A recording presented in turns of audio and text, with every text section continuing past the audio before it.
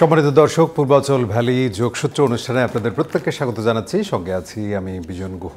আজকে আমরা যোগসূত্রে আলোচনা করতে চাই মূলত দুই দলের বহুদিন পরে, বেশ কিছুদিন পরে, বহুদিন না বলে বেশ কিছুদিন পরেটাই হয়তো প্রাসঙ্গিক। বিএনপি একটি সমাবেশ করেছে রাজধানীতে এবং সেখানে বেশ কিছু কথা উঠে এসেছে এবং দলীয় চেয়ারপারসন বেগম খালেদা জিয়ার মুক্তির দাবিতে হলেও সেখানে তাদের যে রাজনৈতিক অবস্থান এবং সাংগঠনিক অবস্থান সে বিষয়ে বেশ কিছু গুরুত্বপূর্ণ কথা বলেছেন।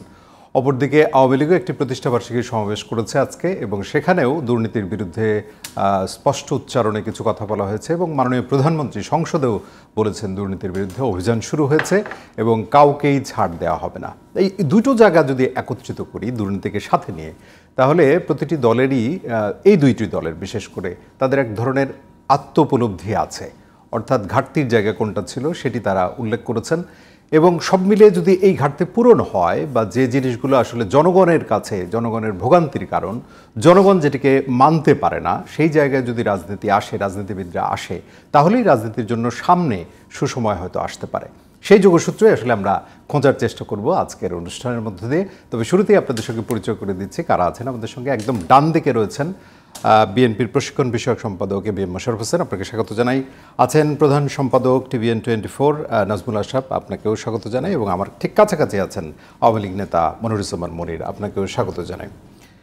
জনাব এবিএম মোশাররফ হোসেন, আপনাকে দিয়েই শুরু করি, কারণ বেশ কিছুদিন পরে বিএনপি একটি সমাবেশ করলো এবং সেটি বেগম খালেদা জিয়ার মুক্তির দাবিতে। যদিও সেখানে বেশ কিছু কথা এসেছে, একটি কথা খুব গুরুত্বপূর্ণ রাজনীতির জায়গা থেকে, সেটি হলো যে সিনিয়র নেতারা বা জ্যেষ্ঠ নেতারা রাজনীতির মাঠে সময় মতো থাকেনি, যে কারণেই বিএনপির আন্দোলন সফল হয়নি, এরকম একটি কথা একদম কেন্দ্রীয় নেতাদের মুখ থেকেও এসছে। আপনার কি মনে হয়, আপনি সিনিয়র না জুনিয়র, কোন জায়গায় আছেন? নিঃসন্দেহে সিনিয়র অবস্থানে আছেন, আপনি মূল্যায়নটা কিভাবে করবেন? নতুন করে আসলে কি কি পরিবর্তন হচ্ছে বিএনপিতে যেটির কারণে সামনের দিকে রাজনৈতিক গতিময়তা পেতে পারে? ধন্যবাদ আপনাকে, ধন্যবাদ আমার দুই সহ আলোচক এবং জি টিভির দর্শক যারা আমাদেরকে দেখছেন, সবাইকে আমি শুভেচ্ছা জানাচ্ছি। না, আপনি আজকে দেখবেন, আজকে আমরা যে সমাবেশটা করেছি এটা কিন্তু অনেকটা আমরা বাধ্য হয়ে করেছি। আপনারা দেখবেন আমাদের নেত্রী বেগম খালেদা জিয়া দীর্ঘদিন অসুস্থ এবং আমাদের সংবিধান কি বলে যে আমাদের মৌলিক যে 5টি অধিকার, তার মধ্যে চিকিৎসা অন্যতম একটি। আজকে বেগম খালেদা জিয়া বাংলাদেশের একটা নাগরিক, এটা যেমন সত্য, পাশাপাশি উনি একটা বৃহত্তর রাজনৈতিক দলের প্রধান, উনি সাবেক প্রধানমন্ত্রী, সাবেক রাষ্ট্রপতির ওয়াইফ, উনি সাবেক সেনাবাহিনীর প্রধানের ওপর নানা বিশেষণে খালেদা জিয়াকে বিশ্বায়িত করা যায়। সেখানেও আমরা দেখতে পাচ্ছি তাকে চিকিৎসা থেকে বঞ্চিত করা হচ্ছে। তারপর আপনি দেখবেন আওয়ামী লীগ বলে, ওনাকে আওয়ামী লীগ, এই সরকারই আমরা যেটা দেখেছি যে আজকে তার মামলার রায় নিয়ে নানা বিতর্ক আছে, তারপরও কিন্তু বেগম খালেদা জিয়া সেটাকে মেনেই কিন্তু উনি কারাবাসে ছিলেন দীর্ঘদিন। কিন্তু এই সরকার তাকে কোনোভাবে চিকিৎসার সুযোগ দিচ্ছে না। ওনারা বলে যে আইনে কাভার করে না। আইন কি মানুষের জীবনের চেয়ে আইন কি বড়? এই প্রশ্ন তো আমরা করি। একটা মানুষ মারা যাচ্ছে, সেখানে আইন কি মুখ্য বিষয়? বড় মুখ্য বিষয় না, বরং আইনেরও এখানে অপব্যাখ্যা দেওয়া হচ্ছে। আপনি দেখবেন মাননীয় বেগম খালেদা জিয়াকে মুক্তি দেওয়া হয়েছে বিশেষ আদেশে, নির্বাহী আদেশে 401 শুধু এক না, আমরা এক নিয়ে শুধু শুনি, একের সাথে কিন্তু 1, 2, 3, 4, 5, 6 পর্যন্ত আছে। তো 401 কি বলা হয়েছে? উনি দেশে বাসায় থাকবেন এবং বাংলাদেশে চিকিৎসা নেবেন, বাইরে যেতে পারেন। তো সেটি তো আসলে বহমান আছে না, আছে, কিন্তু এখন ডাক্তাররা বারবার বলছে, মেডিকেল বোর্ড বলছেন যে ওনার যেই রোগ, কারণ আপনি জানেন ওনার প্রায় 80 বছরের মতো বয়স, এবং ওনার যে কিছু রোগ আছে, এই রোগগুলি বাংলাদেশের এই যে আমাদের বিদ্যমান চিকিৎসার সুবিধা, সেখানে কোনোভাবেই এই চিকিৎসা বাংলাদেশের মধ্যে সম্ভবত একটা সফল অপারেশনও হলো বেগম খালেদা জিয়া, না সেটাও কিন্তু সাকসেস না, যার কারণে উনি প্রায় কিন্তু অসুস্থ হয়ে পড়ে। কারণ ওখানে ওনার লিভারে প্রবলেম, সে লিভার একমাত্র ট্রান্সফার ওয়ার্ল্ডে যুক্তরাজ্য এবং জার্মানি ছাড়া ওয়ার্ল্ডে কোথাও ভালো করা যায় না, কিন্তু সেখানেও আমরা দেখলাম যে সেটা দিচ্ছে। মোশাররফ ভাই, আমি একটুখানি যদি আপনাকে বলি, আপনি যে কথাগুলো বলছেন একদম লাইন টু লাইন যদি বলা যায়, এই কথাগুলো আসলে বেশ কিছুদিনের পুনরাবৃত্তি। এই কথাগুলো আপনারা বেগম খালেদা জিয়া যখন বিশেষ আদেশে আসলো, তার আগে থেকেই ক্রমবর্ধমানভাবে বলে যাচ্ছেন একই কথা। নতুন করে আসলে কি হলো এই যে দাবিতে এর আগেও আপনারা সমাবেশ করেছেন, আন্দোলন করেছেন, আবার নতুন করে আন্দোলনটা মানে এই দাবিতে আন্দোলন না, আপনি দেখবেন আমরা আজকে কি আমরা আন্দোলনের কথা কিন্তু বলিনি, আমরা বলেছি বেগম খালেদা জিয়ার চিকিৎসা নিশ্চিত করার জন্য। আজকে সবাইটা কিন্তু বেগম খালেদা জিয়ার না, এবং মির্জা ফখরুল ইসলাম আলমগীর বলেছেন যে বেগম খালেদা জিয়াকে মুক্তি না দিলে না যাবতীয় দায় দায়িত্ব সরকারকে মুক্তি বলতে আমরা তো বলছি বেগম খালেদা জিয়ার চিকিৎসা, এখন চিকিৎসা সেবা থেকে আপনি তাকে বঞ্চিত করবেন। অর্থাৎ আমরা যেটা মনে করি সেটা হলো আজকে যারা রাষ্ট্রীয় ক্ষমতায় আছে, বিশেষ করে মাননীয় প্রধানমন্ত্রী, তার নানাবিধ ক্ষোভ আছে খালেদা জিয়ার প্রতি। যেমন একটা হলো খালেদা জিয়া আওয়ামী লীগের রাজনীতির মূল প্রতিদ্বন্দ্বী, যে এর আগে বাংলাদেশের আপনি যদি এখন ইতিহাস পর্যালোচনা করেন, বাংলাদেশের সর্বপ্রথম মহিলা প্রধানমন্ত্রী কে বেগম খালেদা জিয়া। আজ পর্যন্ত বাংলাদেশের যে কয়টি নির্বাচনে বেগম খালেদা জিয়া প্রতিদ্বন্দ্বিতা করেছে, একটা নির্বাচনে বেগম খালেদা জিয়া পরাজিত হয়নি।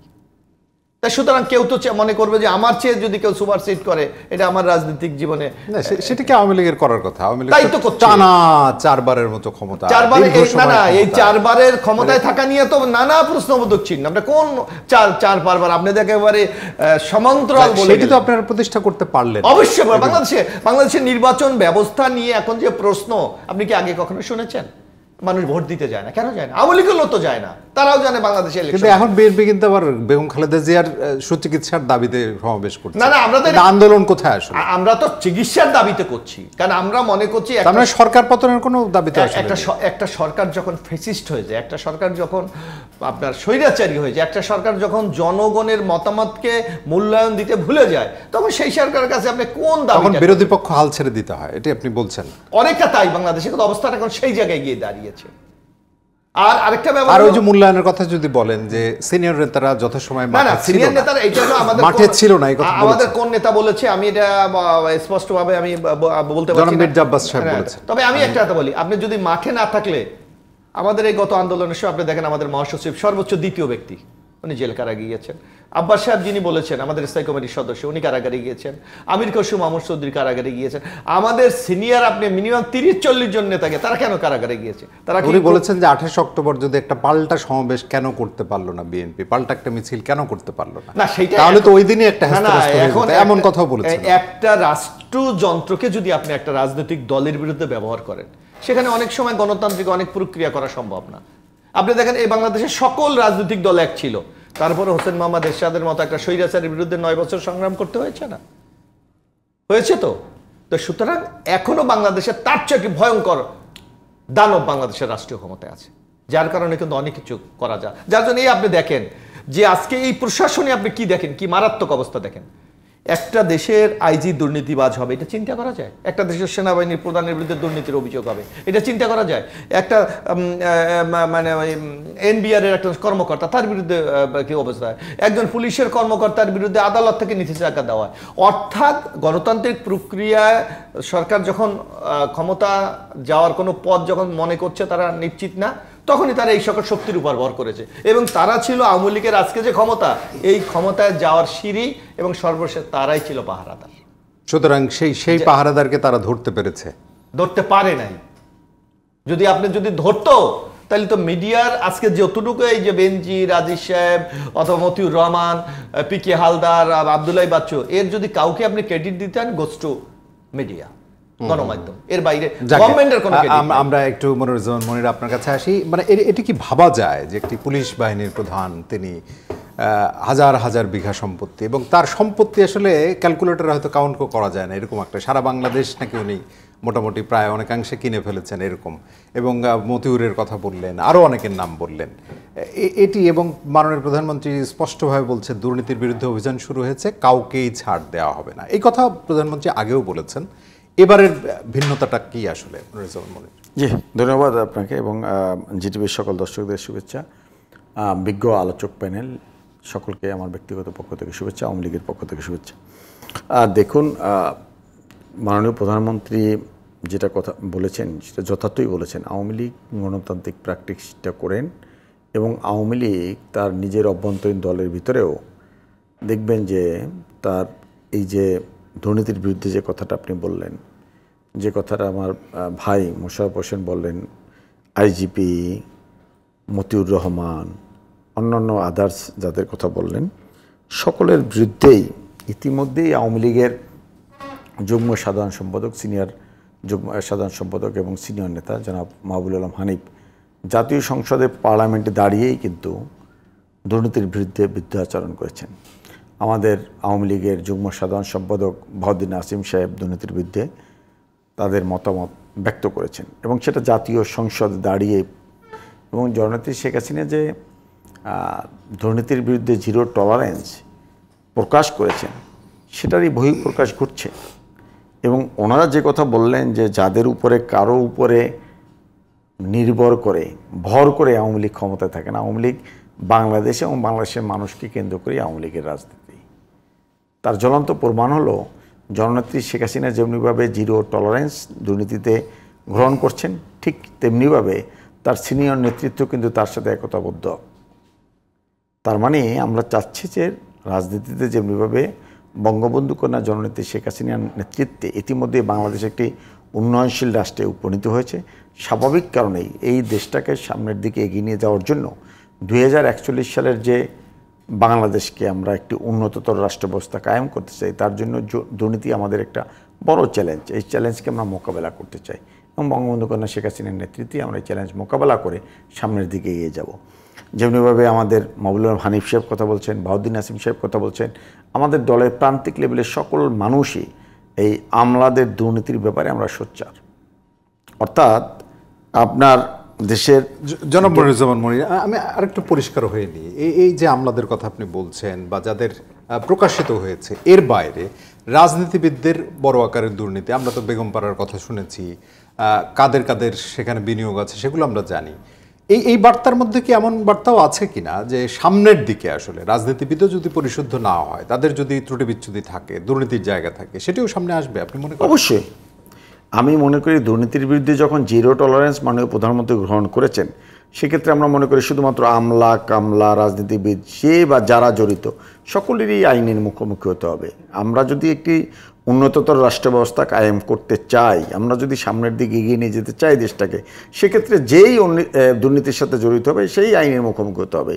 এবং এই যে দুদক, আপনার অফিসের পাশে দুদক, এই দুদকে আওয়ামী লীগের বহুত প্রেসিডিয়াম মেম্বার, আওয়ামী লীগের কামরুল ইসলাম সাহেব, আব্দুল মান্নান সাহেব, মাহমুদ চৌধুরী মায়া, তাদের সকলে মুখোমুখি হতে হয়েছে, সকলে আসতে হয়েছে। তার মানে রাষ্ট্র প্রত্যক্ষ বা পরোক্ষভাবে কোনোভাবেই দুর্নীতিকে প্রাধান্য দিচ্ছে না, দুর্নীতিকে পৃষ্ঠপোষকতা করেছে না। এই রাষ্ট্র দুর্নীতিকে পৃষ্ঠপোষকতা করেছে 2001 সাল থেকে 2006 সাল পর্যন্ত আমরা দেখেছি। কিন্তু রাষ্ট্র তখন নীরব ছিল, নির্বিকার ছিল।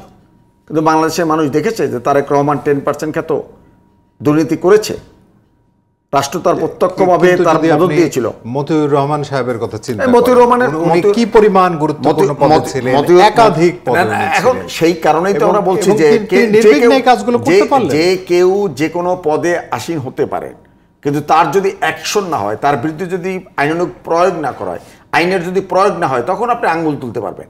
যখন তার বিরুদ্ধে সাঁড়াশি অভিযান হচ্ছে, তার বিরুদ্ধে আওয়ামী লীগের নেতারা সোচ্চার হচ্ছেন, জাতীয় সংসদে দাঁড়িয়ে বাংলাদেশ আওয়ামী লীগের যুগ্ম সাধারণ সম্পাদক, একজন সজ্জন রাজনীতিক, নীতি নৈতিকতা সম্পন্ন রাজনীতিবিদ মাহবুবুল আলম হানিফের মতন মানুষ যখন এই দুর্নীতির টু দ্য পয়েন্টে কথা বলেছেন যে কি কি কারণে দুর্নীতি করে, কারা দুর্নীতি করে, কোনো সংসদ সদস্য করে না, কোনো সংসদ সদস্য করার সুযোগ নেই, কোনো রাজনৈতিক কর্মীর সুযোগ নেই।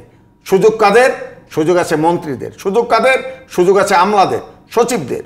ক্যাটাগরিক্যালি বক্তৃতা করেছেন মাহবুবুল আলম হানিফ, ক্যাটাগরিক্যালি বক্তৃতা করেছেন বাহাউদ্দিন নাসিম। আমরা মনে করি দুর্নীতির বিরুদ্ধে দলের মধ্যে আমাদের এই অবস্থানটা আছে। দেখুন 70-এর বা 71-এর মহান মুক্তিযুদ্ধের প্রারম্ভে জাতির পিতা বঙ্গবন্ধু শেখ মুজিব যার আদর্শকে ধারণ করে আমরা এ দেশে, আমার বাবারা মুক্তিযুদ্ধে অংশগ্রহণ করেছিল, দেশ স্বাধীন করেছিল।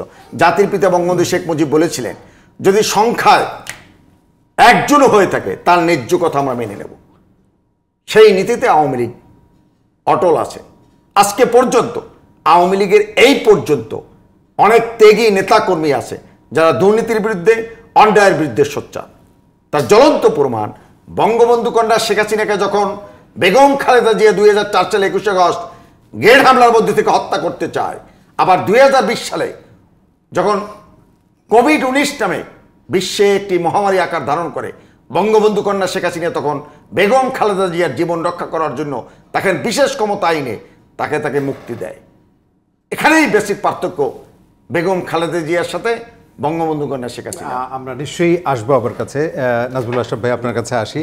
আপনার আসলে যোগসূত্র তৈরি করার দায়িত্বটা হয়তো চলে আসলে আলটিমেটলি দুই দলের পক্ষে আপনি কথা শুনছিলেন। আমার কাছে খুব গুরুত্বপূর্ণ যেটি, যে বিএনপির জায়গা থেকে, যদিও মোশাররফ ভাই এই দফায় উত্তরটা দেননি, সেটি হলো যে তাদের রাজনীতি কেন আসলে বেগবান হলো না বা সার্থক হলো না, সেই ব্যাখ্যাটা খোঁজার চেষ্টা করেছেন।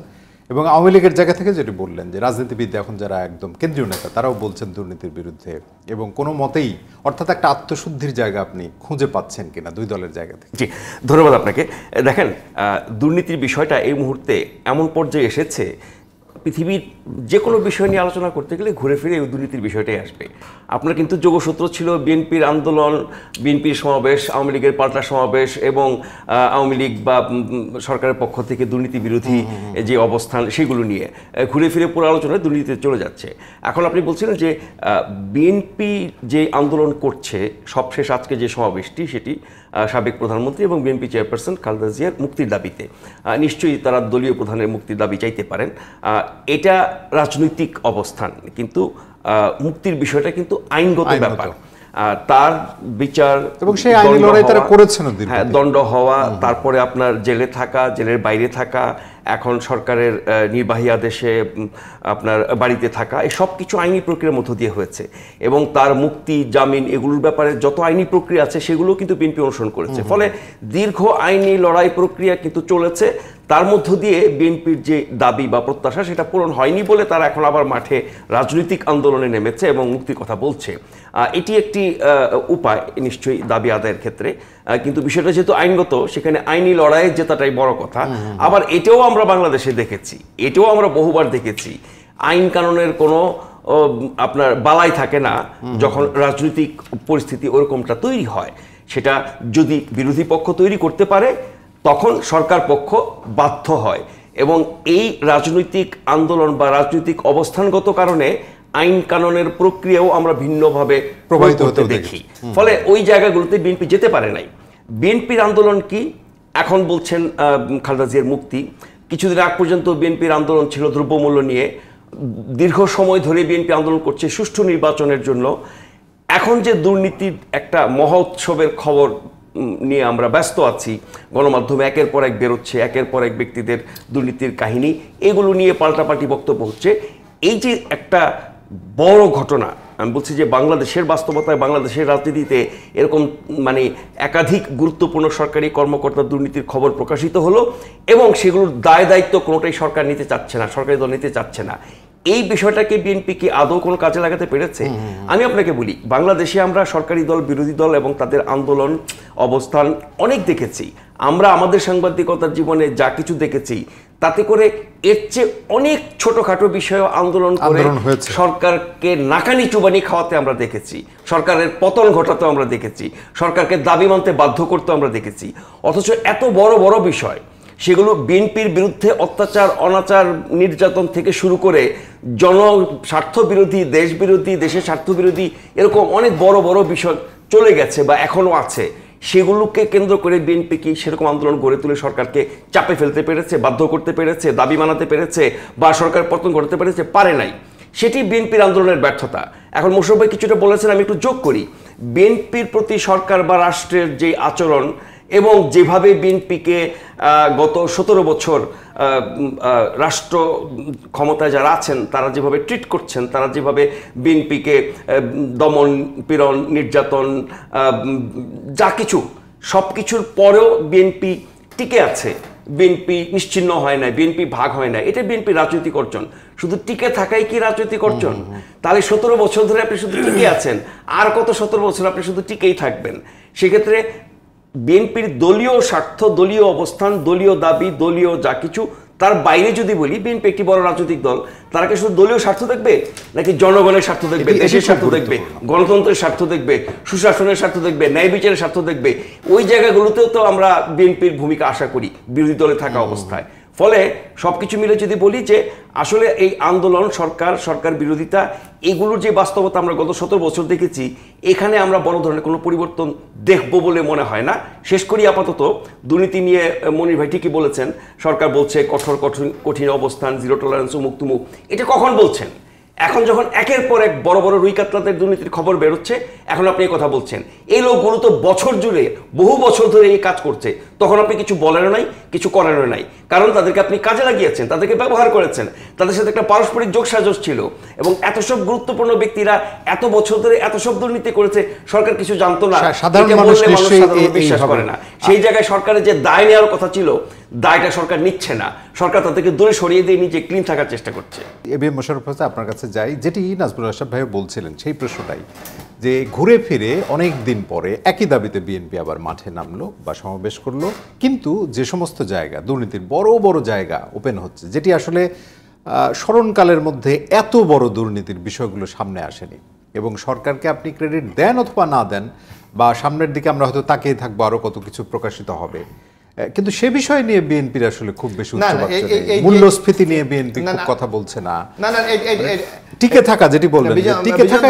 আমি একটু বলি, এই যে একটা ভুল তথ্য দেওয়া হচ্ছে, আপনি দেখেন বিএনপি প্রতিনিয়ত আমরা কর্মসূচি পালন করছি। আমি নিজে এখন দেখেন আমাদের যে কোনো একটা কর্মসূচি হলে আমাদের 64টি জেলায়, আমাদের রাজনৈতিক জেলা প্রায় 80টি, আমাদের কেন্দ্রের যে কোনো একজন সম্পাদক থেকে শুরু করে স্থায়ী কমিটি পর্যন্ত যে কোনো জায়গায়, আমি নিজে এই গভর্নমেন্টের এই প্রায় 15 বছর আমি না হলেও 10 থেকে 15টা জেলায় আমি চিফ গেস্ট হিসেবে প্রোগ্রাম করেছি। এটা ঠিক না, আমরা সবসময় প্রোগ্রাম করেছি। আজকে যদি মানে এখন আপনাদের প্রতি আর দলের আস্থা নেই আছে, আমি নতুনদের আহ্বান করেছি, না নতুনদের আপনাদের দিয়ে আসলে না, নতুনদের আহ্বান সেটা না। আপনাকে একটা বলি, এই যে আপনি বলছেন যে এখন হঠাৎ বেনজির বেরোচ্ছে, এখানে এর চেয়ে বড় বাংলাদেশ ব্যাংক থেকে রিজার্ভ চুরি হয়ে গেছে, আপনি শোনেন নাই? আজকে এই যে হলমার্ক কেলেঙ্কারির কথা আপনি শোনেন নাই? বিসমিল্লাহ গ্রুপের কেলেঙ্কারির কথা আপনি শোনেন নাই? আপনার এবং আরেকটি যেই একদম প্রধান বাহিনীর প্রধান, না আমি বলছি না এইরকম ভাবে তো আসলে খুব সামনে এসছে কি আসলে এইটা আসছে কখন? এখন আপনি দেখেন আপনাদের এই যে মিডিয়ার একজন ব্যক্তিত্ব জানা মাহবুজ আনাম সাহেব কি বলেছে, যে সকল তথ্য প্রমাণ আমাদের কাছে ছিল, কিন্তু এমন একটা ভয়ের সঙ্গীতকে চালু করেছে যে আমরা সাহস পাই নাই। এখন আপনারা গণমাধ্যমরা, আপনাদের তো আপনারা গ্রেপ্তার হলে, আপনাদের বিরুদ্ধে ব্যবস্থা হলে মিনিমাম আপনাদের কমিউনিটি আপনাদের পাশে দাঁড়ায়। আমাদের অবস্থা কি? আমরা যে বারবার চিৎকার করে বলছি আমাদের আওয়ামী লীগের এই 15 বছর প্রায় 3000 লোক গুম হয়ে গেছে, আপনারা তো কর্ণপাত করেন না। আমরা মন সব বিএনপি হয়তো একটা রাজনৈতিক পার্টি বলার কারণ বলে, এই যে ইলিয়াস আলী চলে গেছে, রাষ্ট্রের কি দায়িত্ব না? আমি কি যে ক্ষমতা থাকুক তাকে তার অবস্থানটা কোথায়? ক্ষমতাসীন দলের পক্ষ থেকে কথাও বলা হয় যে বিএনপির পাশে যদি সাংবাদিকরা না থাকতো, অস্বীকার করি না তো, কথাগুলো সামনে আসতো না। এই কথা আমি আপনার এই বক্তব্যকে আমি অস্বীকার করি না। সাংবাদিকদের কাজ কি? যখন কোথায় অনিয়ম হয়, কখন দুর্নীতি হয়, কখন অব্যবস্থা, সেটাকে তুলে ধরা, তার বেনিফিটটা আমরা বিএনপি পাচ্ছি, কারণ আমরা তো এই অব্যবস্থাপনার শিকার। আজকে লিয়া চালি নাই, এই আপনি যেখানে বসে আজকে অনুষ্ঠান করছেন, এখানে নির্বাচিত কাউন্সিলর চৌধুরী আলম নাই, রাষ্ট্র জবাব দিচ্ছে না, সরকার জবাব দিচ্ছে না। আমাদের ছাত্র দল যুব দলের এমডি করে 3000 লোক আজকে আমরা হদিশ পাচ্ছি না। আজকে আমাদের স্থায়ী কমিটির লোক সালাউদ্দিন সাহেব, উনি ইন্ডিয়া চলে গেছে, রাষ্ট্রের দায়িত্ব কি? আমাদের সিকিউরিটি ফোর্স আছে না? আমাদের রাষ্ট্রে বর্ডার আছে না? তাহলে ওনার মতো লোক ইন্ডিয়া কিভাবে চলে যায়? এর দায়িত্ব কে যায়? আমার কথা হলো, যদি উনি যেতেও চায়, রাষ্ট্রের কাজ কি? এটা উদ্ঘাটন করা। আজ পর্যন্ত রাষ্ট্র কোনো কথা বলেছে? বলে নাই। অর্থাৎ এই যে আপনি যে কথাগুলি বলছেন, এই যে বেনজির সাহেব বলেন, আজিজ সাহেব বলেন, এরা আজকে এই সুবিধাটা কেন পেয়েছে? এদেরকে দিয়ে এই অনৈতিক কাজগুলি কিন্তু করা হচ্ছে, যার কারণে এরা নিজেদের আমলনামার দিকে আর কখনো তাকায় নাই। আজকে আমি একটা কথা বলি, একটু হয়তো কথাটা বললে, আমরাও তো রাজনীতি করি, আমাদেরও তো জীবন আছে, আমাদের তো ফ্যামিলি আছে।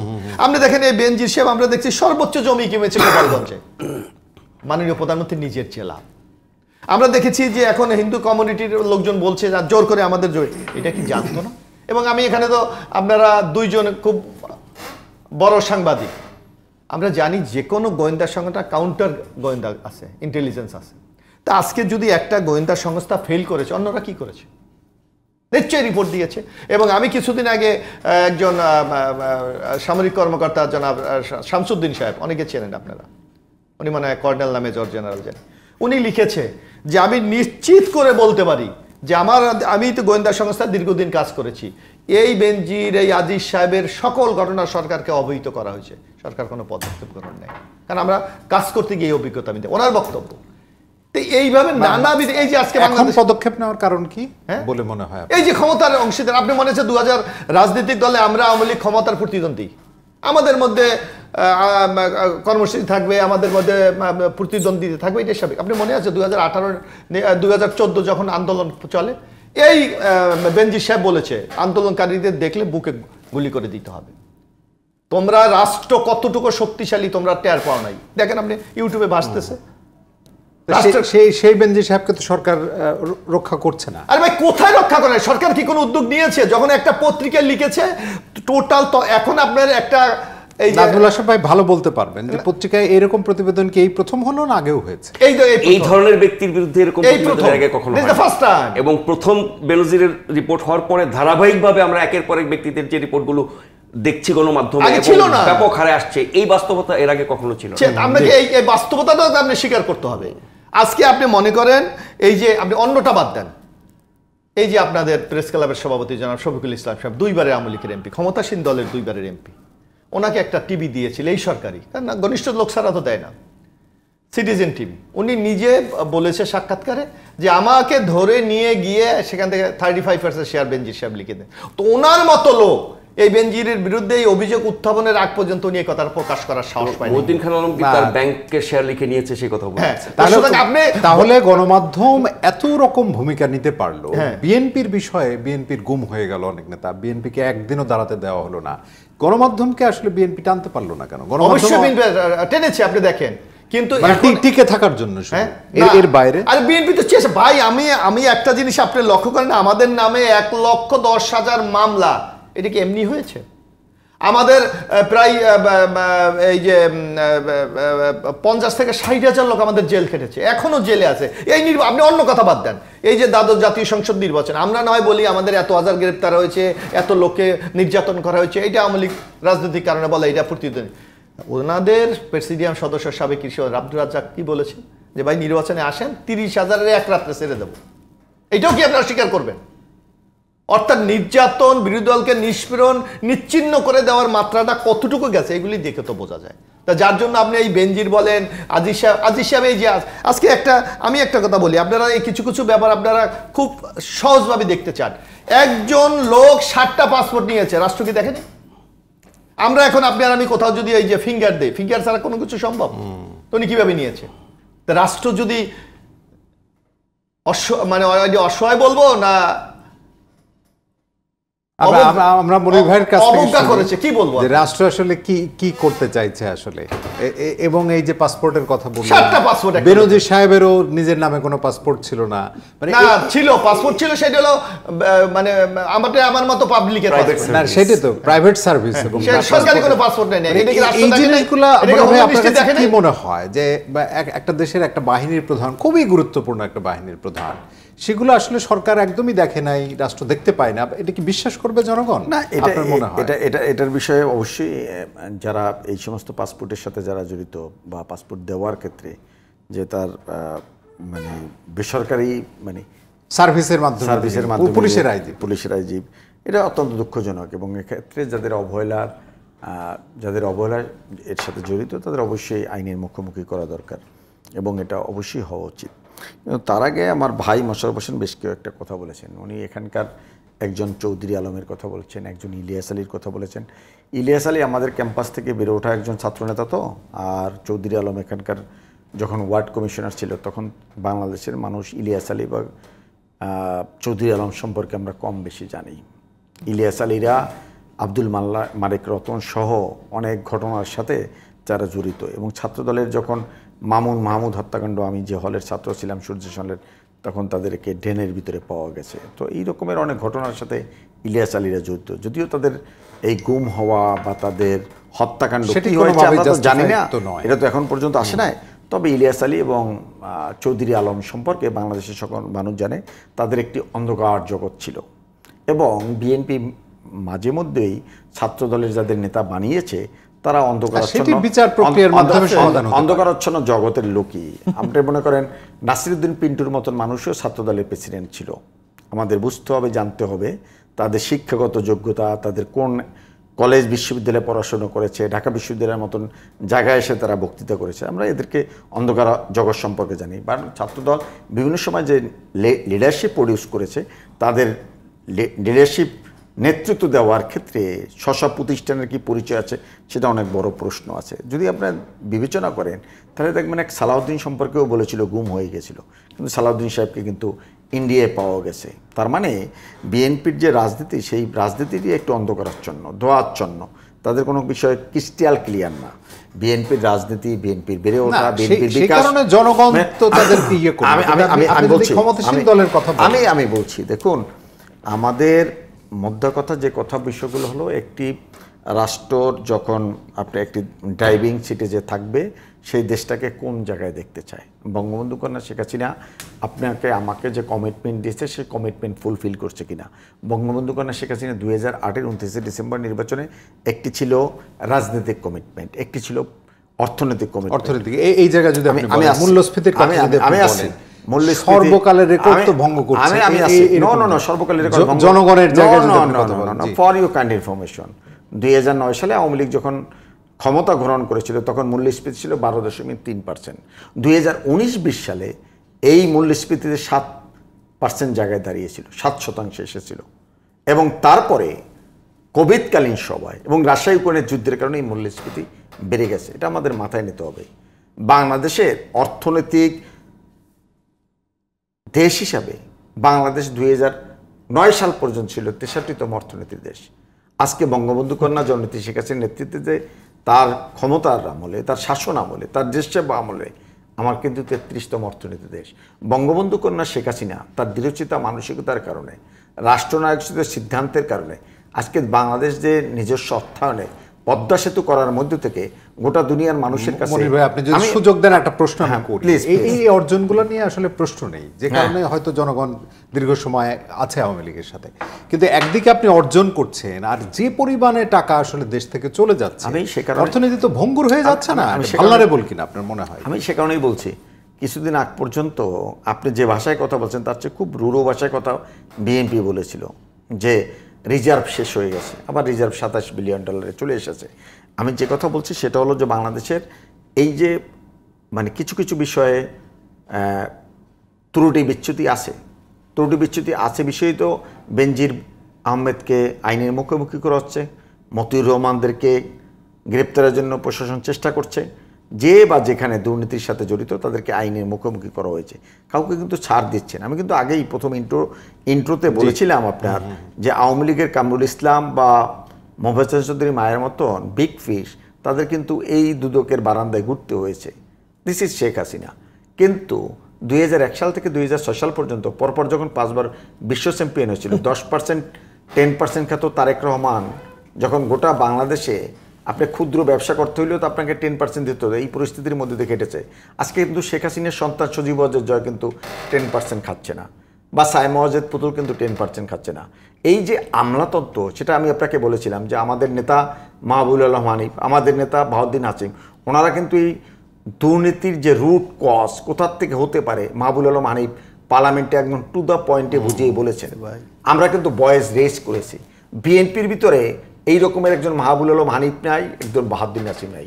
2001 সাল থেকে 2006 সাল পর্যন্ত আজকের ওনারা লাখ লাখ মামলার কথা বলেন, কিন্তু বঙ্গবন্ধু কন্যা শেখ হাসিনাকে হত্যার উদ্দেশ্যে আর্জেন্ট নিক্ষেপ 24 জন মানুষ হত্যা, এরকমের ঘটনা ঘটে নাই। বেগম খালেদা জিয়া অন্যায় করেছে, দুর্নীতি করেছে, তার আইনের মুখোমুখি হতে হয়েছে। রাষ্ট্র কি চায়? একটি আইনের শাসন, একটি বিচারিক ব্যবস্থার মধ্যে তো আপনি নিয়ে আসতে চান। সে কারণে আপনি বিজন গুহ যদি আপনি অন্যায় করে থাকেন, আপনাকে যেমনিভাবে বিচারের স্বাদ গ্রহণ করতে হবে, বেগম জিয়ারও তেমনি গ্রহণ করতে হবে, মিস্টার নাজমুল আশরাফের গ্রহণ করতে হবে, আমি মনিরুজ্জামানের সেই পথেই রাষ্ট্র চলছে। অথচ এই রাষ্ট্র জাতির পিতা বঙ্গবন্ধু শেখ মুজিবকে তার হত্যাকারীদের, হন্তকদের বিচার করা যাবে না, এইরকম একটি ইনডেফিনিট অর্ডিন্যান্স জারি করেছিল খুনি মোস্তাক, আইনের রূপান্তরিত করেছিল 79-এর 26 জুলাই খুনি জিয়াউর রহমান। এই রাষ্ট্র এভাবে হেঁটেছিল। সেই রাষ্ট্র থেকে বঙ্গবন্ধু কন্যা শেখ হাসিনা 1996 সালে 12 জুনের নির্বাচনের পরে উত্তরণের পথ হিসেবে স্বাভাবিক নিয়মে বঙ্গবন্ধু হত্যার বিচার ঘটেছে। 2009 সালে আমি যে কথা আপনাকে বলছিলাম, আমার একটা কমিটমেন্ট ছিল পলিটিক্যাল, একটা ছিল ইকোনমিক্যাল। পলিটিক্যাল কমিটমেন্ট হিসেবে যুদ্ধাপরাধীদের বিচার, ওনারা বিএনপির দাবি করে যে জি, মুক্তিযোদ্ধার আমরা দল, একটু নাজমুল সেই হাসান ভাই। মুক্তিযোদ্ধার দল তখন কিন্তু বলেছিল না যে যুদ্ধাপরাধের বিচার এটা ন্যায্যতা, তখন প্রশ্ন তুলেছিল। যখন সালাউদ্দিন কাদের চৌধুরী বিচার হয়, রায় হয়, তখন পর্যন্ত সালাউদ্দিন কাদের চৌধুরীকে বিএনপি দল থেকে বহিষ্কার করে না। বাংলাদেশ নামক রাষ্ট্র, তার প্রধান রাজনীতির মূল চালিকা শক্তি হলো মুক্তিযুদ্ধ, বঙ্গবন্ধু, বাংলাদেশ। জনাব নাজমুল হাসান, আপনার কাছে আছে এই যে পলিটিক্যাল কমিটমেন্ট এবং ইকোনমিক কমিটমেন্টের কথা বলছিলেন, সেই জায়গায় বর্তমান যদি পদক্ষেপের কথা বলেন এবং অর্জনের জায়গা আছে, কেউ অস্বীকার করছে না, কিন্তু শুধুমাত্র বেনজির সাহেব বা আজিজ সাহেবের কথাই না, আপনি প্রতি মুহূর্তে আপনি গণমাধ্যমের একদম মূল ব্যক্তিত্বের জায়গায় আছেন, আপনি জানেন যে অমুক ব্যাংকের পিয়ন অতটা কোটি টাকা নিয়ে গেছেন, মানে এই খবরগুলো প্রতি মুহূর্তে, তার মানে এই অর্জনগুলো সামনের দিকে হুমকির মুখে পড়বে কিনা?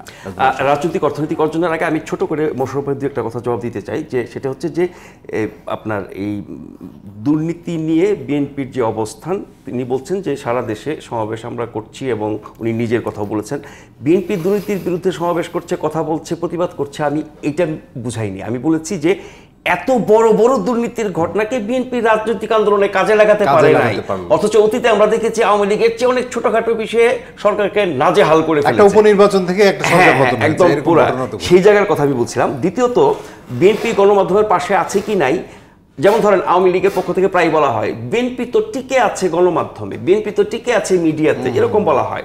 এখন এটা খুবই নিষ্ঠুর মন্তব্য। এই কারণে বলবো যে যেটুকু সংবাদ মূল্য আছে বিএনপির তৎপরতার, ঘটনার, বিএনপি কেন্দ্রিক যা কিছু, আমরা সেগুলো অবশ্যই তুলে ধরি। এখন সরকার বা রাষ্ট্র বিএনপির প্রতি কতটা অন্যায় অত্যাচার করছে, বিএনপির দাবির যৌক্তিকতা কতখানি, সরকার কতখানি আপনার দুর্নীতি, অনিয়ম, দুঃশাসন, রাজনীতিতে অনাচার এগুলো করছে, সেগুলো নিয়ে গণমাধ্যম যতটুকু সোচ্চার, তার সুফল কিন্তু বিএনপি পায়। মানে ওই খবর, ওই ঘটনা, ওই তৎপরতাগুলো গণমাধ্যমে আসার কারণে কিন্তু বিএনপি এগুলো নিয়ে বলতে পারছে। ফলে বিএনপির কে উদ্ধার করা, বিএনপির সংকট থেকে উত্তরণ ঘটানো, বিএনপির রাজনৈতিক লক্ষ্য অর্জনে গণমাধ্যম হয়তো যথেষ্ট সহায়ক ভূমিকা পালন করতে পারে নাই, কিন্তু গণমাধ্যমের অনেক সীমাবদ্ধতাও আছে, এবং সেই সীমাবদ্ধতার মধ্যে গণমাধ্যম যেটুকু করেছে সেটা সরকারের নানান অপকর্ম তুলে ধরা থেকে শুরু করে জনস্বার্থের বিষয়গুলো যে তুলে ধরা, সেটা কিন্তু বিএনপির জন্য সামগ্রিক উত্তরণের দায়িত্ব তো গণমাধ্যম, নিশ্চয়ই গণমাধ্যমের না। তবে এটা ঠিক যে গণমাধ্যম যদি দেশের এবং জনগণের স্বার্থে, রাজনীতির স্বার্থে, গণতন্ত্রের স্বার্থে, সুশাসনের স্বার্থে কাজ করে, এবং সেই কাজগুলোর সাথে যদি বিএনপির কোনো সম্পৃক্ততা থাকে, আমি বলছি যে বিএনপি যদি ভিকটিম হয়ে থাকে, শিকার হয়ে থাকে, অন্যায়ের শিকার হয়ে থাকে, সেগুলো তুলে ধরা গণমাধ্যমের দায়িত্ব। সবকিছু তুলে ধরতে পেরেছে গণমাধ্যম সেটা আমি দাবি করব না, যেটুকু তুলে ধরেছে তার সুবিধা বিএনপি কতটা নিতে পেরেছে সেটি হচ্ছে ঘটনা। এখন সালাউদ্দিন সাহেবের কথা বলছিলেন, সালাউদ্দিন সাহেব হঠাৎ করে গুম হয়ে গেলেন। এখন বাংলাদেশে যদি গুম নিয়ে আপনি কথা বলেন, বহু ঘন্টা লাগবে। এই যে বহু মানুষের গুম হয়ে যাওয়া, যার কোনো উত্তর নাই, এখন পর্যন্ত জবাব নাই। বহু মানুষ গুম হয়ে আবার ফেরত এসেছেন, বহু মানুষ গুম হয়ে ফেরত এসেছে, নিজেই গুম হয়ে গেছেন, মানে চুপ হয়ে গেছেন, আর কখনো এগুলো নিয়ে কথা বলে নাই। ফলে এই যে গুম বিষয়ক যে তৎপরতা আমরা গত 10-15 বছরে দেখেছি, সেগুলোর জবাব আমরা এখনো পাই নাই। সেগুলোর উত্তর কোনো এক সময় হয়তো পাওয়া যাবে। গণমাধ্যমও সেগুলো বের করতে পারছে না, সরকার, রাষ্ট্র তো এই ব্যাপারে চুপ আছেই, বিরোধী দল এগুলো নিয়ে কথা বলছে, কিন্তু এমন পরিস্থিতি তৈরি করতে পারে নাই যেগুলো রহস্য উদ্ঘাটিত হবে। এখন সালাউদ্দিন সাহেব বাংলাদেশে গুম হয়ে গেলেন, হঠাৎ করে তাকে ভারতে পাওয়া গেল, তারপরে সেখানে তার বিরুদ্ধে মামলা হলো, দীর্ঘ মামলা প্রক্রিয়ায় তিনি আপনার কি বলে মুক্ত হলেন, তারপরে তিনি দেশে আসছেন না। তিনি মুক্ত হওয়ার পরেও দেশে আসছেন না। সম্প্রতি গণমাধ্যমে খবর এসেছে তিনি ওখানে বসে বিএনপির স্ট্যান্ডিং কমিটির বৈঠকে যোগ দিচ্ছেন।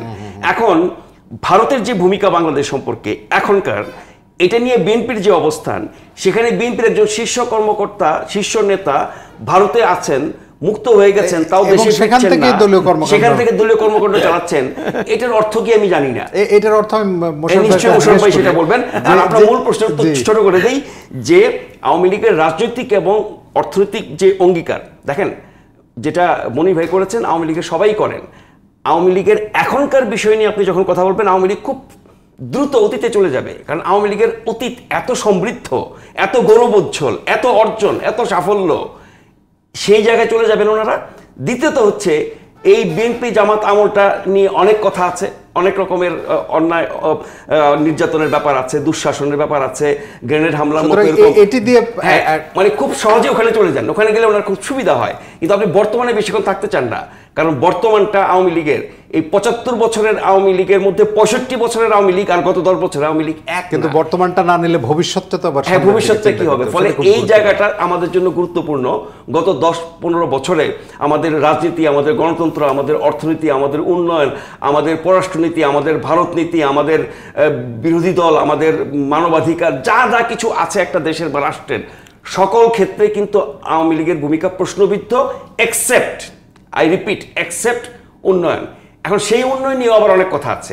আপনি অবকাঠামো উন্নয়ন, অর্থনৈতিক উন্নয়ন, মানুষের জীবনমানের উন্নয়ন, নীতি নৈতিকতার উন্নয়ন, গণতন্ত্রের উন্নয়ন, রাজনৈতিক উন্নয়ন, অধিকারের উন্নয়ন, সব মিলে যদি আলোচনা করেন তাহলে দৃশ্যমান উন্নয়নটাই এখানে সামনে আসে। আর বাদবাকি সবগুলো কিন্তু খুবই অন্ধকার। আলোচনা নতুন একটা উঠেছে, কিন্তু আমার হাতে সময় আছে 1-2 মিনিট। এবং এই যে সালাউদ্দিন সাহেবের কথা বললেন যে ভারত থেকে তিনি খুব নির্বিঘ্নে দলীয় যোগ দিচ্ছেন। ওবায়দুল কাদের সাহেব একটা কথা বলেছেন যে দেশ বিক্রির কথা যখন বলা হয় আওয়ামী লীগের বিরুদ্ধে, উনি বলেছেন যে বিএনপি যদি সুযোগ পায় তাহলে ভারতের কাছে দেশ বিক্রির শর্তে রাজি হয়েও সে ক্ষমতার জায়গা আসতে পারে, এরকম একটা কথা আছে। না এখন ওবায়দুল কাদেররা ছোট্ট করে বলেন, ওবায়দুল কাদেররা নিজের আয়না চেহারা দেখে। উনি নির্বাচনের আগে উনি বলেছে ভারত আমাদের পাশে ছিল বলে আমরা নির্বাচন করতে পেরেছি। কেন ভারত ওনাদের পাশে থাকবে কেন? কি শর্ত দিয়েছে জাতি কি জানতে চায়? আপনার নিশ্চয়ই মনে আছে মাননীয় প্রধানমন্ত্রী বলেছেন ভারতকে আমি যা দিয়েছি ভারত জীবনও বলতে পারবে না। অথবা আগের পররাষ্ট্রমন্ত্রী মোমেন সাহেব বলেছে ভারতের সাথে আমাদের সম্পর্ক স্বামী স্ত্রীর মতো। তো সুতরাং দেশের স্বার্থকে আপনি জলাঞ্জলি দিয়ে আপনি ক্ষমতায় থাকলে তো সেখানে থাকতেই পারেন। আজকে বাংলাদেশের নির্বিঘ্নে থাকতে পারে, মানে আপনাদের অবস্থানটা কি আসলে? আমরা তো একটা আগ্রাসনের বিরুদ্ধে, আধিপত্য শক্তির বিরুদ্ধে আমরা সংগ্রাম করছি, যার কারণে আমরা এই সালাউদ্দিন সাহেব, আপনারা যে কথাটি, এটা আরেকটা মিসআন্ডারস্ট্যান্ডিং করা হচ্ছে। সালাউদ্দিন আহমেদ সাহেবের ওনাকে তো ওই ওখানে মামলা, এবং তাকেতে যদি ছাড়পত্র বাংলাদেশে যদি তাকে ওই সরকার আসতে না দেয়, উনি কি একা আসতে পারে? সম্ভব? ওনার মামলা তো এখনো চূড়ান্ত নিষ্পত্তি হয়নি। সুতরাং আপনাদের তরুণ নেতারা সামনের দিকে জামিনে আছে। সুতরাং আপনাকে এই জিনিসগুলো তো আমাদের চিন্তা আনতে হবে। আজকে আরেকটু কথা রাজুল আশরাফ ভাই বলেছে যে এই যে মনিরুজ্জামান মনিররা কিছু কথা বলে, আজকে আপনি ক্ষমতায় থাকা অর্থ আপনাকে লুটপাট করার সুযোগ দিয়েছে। উন্নয়ন একই রূপপুর পারমাণবিক বিদ্যুৎ কেন্দ্র রাশিয়া ইন্ডিয়াকেও করে দিচ্ছে, বাংলাদেশও করে দিচ্ছে। বাংলাদেশের প্রাক্কলন হলো $6 বিলিয়ন, ইন্ডিয়া মাত্র $3 বিলিয়ন। অর্থাৎ আপনি কি এই উন্নয়ন করছেন না দেশের স্বার্থকে জলাঞ্জলি দিচ্ছেন? এটা তো বিএনপির আমলে 10,500 কোটি টাকার পদ্মা সেতু আপনি 32,000 কোটি টাকা খরচ করেছেন। গতকালকে দেখলাম আরো 350 কোটি টাকা। আমরা হয়তো লম্বা আলোচনা করতে হবে। উন্নয়ন করছেন নাকি দেশের স্বার্থ জলাঞ্জলি দিচ্ছেন? মনিরুজ্জামান মনির 1 মিনিটে বড় আলোচনা। দেখুন, আমি ওই বিষয়টা আমি ফোকাস করতে চাই। উনি বলছেন যে ভারত আমাদের পাশে ছিল বলেই নির্বাচন করতে সক্ষম হয়েছে। এই কথাটা কখন বলেছে ওবায়দুল কাদের? ওবায়দুল কাদের তখন বলেছে যখন পিটার ডি হাস তার সকালের নাস্তা যখন মির্জা ফখরুল ইসলাম আলমগীরের সাথে বা পল্টনের অফিসে যখন হয়েছে, তখন এই আমেরিকা তো খুব চেষ্টা করেছিল যাতে নির্বাচন না হতে পারে। তখন বলেছে দক্ষিণ পূর্ব এশিয়ার এই সাবকন্টিনেন্টে রাজনৈতিক একটা স্থিতিশীলতার জন্য ভারত একটা দৃঢ়চেতা মানসিকতা বহিঃপ্রকাশ ঘটিয়েছিল। তাদের স্ট্যান্ডটা ছিল যাতে বাংলাদেশে স্থিতিশীল অবস্থা থাকে, অর্থাৎ যাতে কোনো জঙ্গি, কোনো মৌলবাদী গোষ্ঠীর উত্থান না ঘটে, একটা নিয়মতান্ত্রিক পরিবেশের মধ্যে থেকে যেন নির্বাচন হয়। এটা জনাব ওবায়দুল কাদের সাহেব বুঝাতে চেয়েছেন। এবং এইটাকে যদি মোশাররফ হোসেন সাহেবরা মনে করে থাকেন যে ওবায়দুল কাদের বলেছেন যে ভারত আমাদের পাশে ছিল বিধায় আমরা নির্বাচন করতে পেরেছি, না, ভুল করেছে। আমরা একটা কথা বলি, ওনারা যদি বলে থাকেন, হ্যাঁ, আপনি যখন পিটার ডি হাসকে ওপেন পার্টি অফিসে নিয়ে একটি নাটক সাজিলেন, উপদেষ্টা পরবর্তীতে তাকে যখন গ্রেপ্তার হলো, আপনার বাংলাদেশের না গোটা দুনিয়ার মানুষ স্তব্ধ হয়ে গেছে। একটি পলিটিক্যাল পার্টির অফিসে একটি টাউট বাটপারকে নিয়ে আপনারা উপস্থাপন করলেন যে ওনার সাথে কি ওই আমেরিকার রাষ্ট্রপতির সাথে সবসময় কথা হয়, টেক্সট হয়, মেসেজ হয়, উত্তর দেয়। আফটার পার্টির অফিসে সিনিয়র যুগ্ম মহাসচিব জনাব রুহুল কবির রিজভী তার সাথে কথা বলে। এই রকমের পরিস্থিতির মধ্যে থেকে আপনাদের যে একটি পলিটিক্যাল পার্টি না, এবং গত 12 বছর ধরে টেলিভিশনে আপনাদের সাথে কথা বলার মধ্যে থেকে আমি বহুবার বলছি BNP is not a political party at all. তার প্রমাণ পিটার ডি হাসের উপদেষ্টা বাইডেনের উপদেষ্টা আপনার পার্টি অফিসে উপস্থিত হয়েছিল, আপনার অবস্থান করেছিলেন পিটার ডি হাসের মতন কাঁধে অবস্থান করা, বাইডেনদের কাঁধে অবস্থান করা এবং নরেন্দ্র মোদীর কাঁধে অবস্থান করে আপনার ক্ষমতা এসেছিলেন, 2015 সালে মিষ্টি বিতরণ করেছিলেন। এই আলোচনা আমি আধা মিনিটে শেষ করবো। সেটা হচ্ছে আপনি শুরুটা যেখান থেকে করেছিলেন আত্মোপলব্ধি বিএনপি এবং আওয়ামী লীগের, আমি 10 সেকেন্ড করে বলি। আওয়ামী লীগের আত্মোপলব্ধি হওয়া উচিত যে আওয়ামী লীগের মতো একটি দল যার এত সব অর্জন ঐতিহাসিক, দেশের স্বাধীনতা যুদ্ধে নেতৃত্ব দেওয়া থেকে শুরু করে, এবং 65 বছর আমি বলছি একটা ধাপ, আর গত 10 বছর একটা ধাপ, এই আওয়ামী লীগের ভবিষ্যৎ ইতিহাস কি লেখা হবে এই 10 বছর বা 15 বছরের শাসন আমলের কারণে, তার রাজনৈতিক ভূমিকার কারণে, সেটি হলো আওয়ামী লীগের উপলব্ধির ব্যাপার। আর বিএনপি 17 বছর ধরে অন্যায় নির্যাতনের শিকার হওয়ার পরও রাজনৈতিকভাবে নিজেদের অধিকারই প্রতিষ্ঠা করতে পারছে না, জনগণের অধিকার কি প্রতিষ্ঠা করবে, সেক্ষেত্রে তাদের রাজনীতি কি হবে সেই উপলব্ধি সেটি তাদের খুব গুরুত্বপূর্ণ। এ বি মোশাররফ হোসেন, নাজমুল আশরাফ এবং মনিরুজ্জামান মনির, তিনজনকে অসংখ্য ধন্যবাদ। সুতরাং এই যে আত্মোপলব্ধি জায়গা থেকে আমরা শুরু করেছিলাম, রাজনৈতিক দল হিসেবে সেটি সময়ের সাথে সাথে খুব গুরুত্বপূর্ণ, এবং সেটি উপলব্ধি করে সামনের পথ চলাটা কেমন হয় সেটি নিশ্চয়ই জনবান্ধব হবে, জনগণকে নিয়ে। এবং রাজনীতিতে যেহেতু আমরা বলে থাকি যে জনগণই ক্ষমতার মূল উৎস, সেটি নিশ্চয়ই মাথায় রাখবেন। সবাইকে ধন্যবাদ সঙ্গে থাকবার জন্য।